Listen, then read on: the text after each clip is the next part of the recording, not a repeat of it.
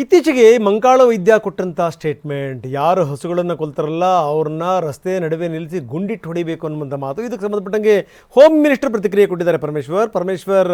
ಅದು ಅವರ ಪ್ರತಿಕ್ರಿಯೆ ಮಾತ್ರ, ಇದು ಪಕ್ಷದ ಹೇಳಿಕೆ ಅಲ್ಲ ಅಂದಿದ್ದಾರೆ ಪರಮೇಶ್ವರ್. ನಾನು ಆಗಂದಾಗೆ ಎಸ್ ಪಿ ಅವ್ರಿಗೆ ಹೇಳಿದೆ, ಇದು ಬಂದ್ ಆಗಬೇಕು.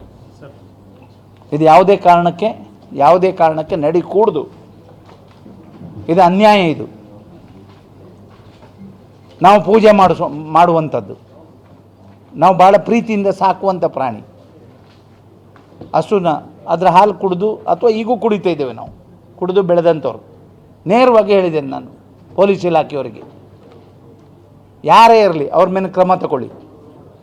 ಅವರು ಇವರು ಅಂದೇಳಿ ಮುಲೈಜ್ ನೋಡಬೇಡಿ ಅಂದೇಳಿ ಹೇಳಿ ನಾನು ಅವರನ್ನು ಅರೆಸ್ಟ್ ಮಾಡಿಸಿದ್ದೇನೆ.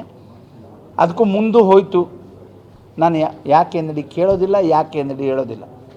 ಮತ್ತೊಂದು ನಡೀತದೆ ಅಂತ ಹೇಳಿದ್ರೆ ಹೇಳಿದ್ರೆ ತಪ್ಪಾಗ್ತದೇನೋ, ರೋಡಲ್ಲಿ ಸರ್ಕಲಲ್ಲಿ ನಿಲ್ಲಿಸಿ ಗುಂಡಾಕ್ಸ್ತೀನಿ. ಆಯ್ತಲ್ಲ ಸರ್, ಉತ್ತರ ಕನ್ನಡದಲ್ಲಿ ಒಂದು ಗಬ್ಬಾಗಿದ್ದಂಥ ಹಸುವನ್ನ ಬಲಿ ಕೊಟ್ರಲ್ಲ, ಆ ಥರದ ಪ್ರಕರಣಗಳು ಕಂಡ್ರೆ ನಾನೇ ಸರ್ಕಲ್ ನಿಲ್ಲಿಸಿ ಗುಂಡಾರಿಸ್ತೇನೆ ಅನ್ನೋ ವೈಯಕ್ತಿಕವಾಗಿ ಏನೋ ಹೇಳಿರ್ತಾರೆ ಸ್ಪರ್ ಆಫ್ ದಿ ಮೂಮೆಂಟ್ ಅಲ್ಲಿ.